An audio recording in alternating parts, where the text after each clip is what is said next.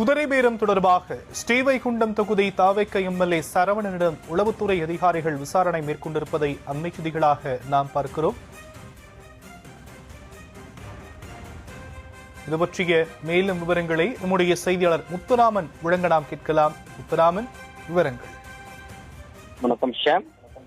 ஸ்ரீவைகுண்டம் தமிழக சட்டமன்ற உறுப்பினர் சரவணன் தன்னை திமுகவில் இணைய அழைத்ததாக கூறிய விவகாரம் சட்டமன்ற உறுப்பினர் சரவணனிடம் விசாரணை தொடங்கிய உளவுத்துறை அதிகாரி. ஸ்ரீவைகுண்டம் சட்டமன்ற தொகுதி உறுப்பினராக இருப்பவர் சரவணன்.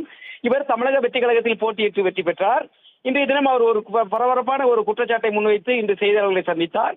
அதாவது தன்னை திமுகவில் சேர அறிவுறுத்தி அதிகமானோர் தன்னிடம் பேரம் பேசியதாகவும் 50 கோடி முதல் 100 கோடி வரை தருவதாகவும் அதை தொடர்ந்து தன்னை திமுக இணைத்துக் கொள்ள வேண்டும் என்றும் அவர் போனில் பேசியதாகவும் அவர் தெரிவித்தார். இந்த சம்பவம் தமிழகம் முழுவதும் பெரும் பரபரப்பை ஏற்படுத்தியது.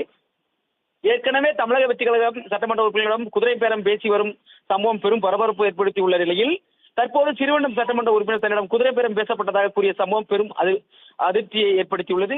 இந்த நிலையில் தன்னை முதற்கட்ட விசாரணையில் உளவுத்துறை அதிகாரிகள் தொடங்கியுள்ளனர். தூத்துக்குடி மாவட்ட உளவுத்துறை காவல் ஆய்வாளர் மகாதேவன் தற்போது ஸ்ரீவைகுண்டம் சட்டமன்ற உறுப்பினர் சரவணனிடம் நேரில் விசாரணை மேற்கொண்டு வருகிறார். குறிப்பிடத்தக்கது, விசாரணையில் சட்டமன்ற உறுப்பினர் சரவணன் தன்னிடம் போனில் பேசிய ஆடியோ மற்றும் செல்போன் எண்களை காவல்துறை உளவுத்துறை அதிகாரியிடம் நேரில் காண்பித்தும் அவருக்கு தேவையான ஆவணத்தையும் வழங்கி வருகிறார். அது மட்டுமல் இந்த விசாரணை ஒரு மணி நேரத்துக்கு மேலாக தொடர்ச்சியாக நடைபெற்றுக் கொண்டிருக்கிறது.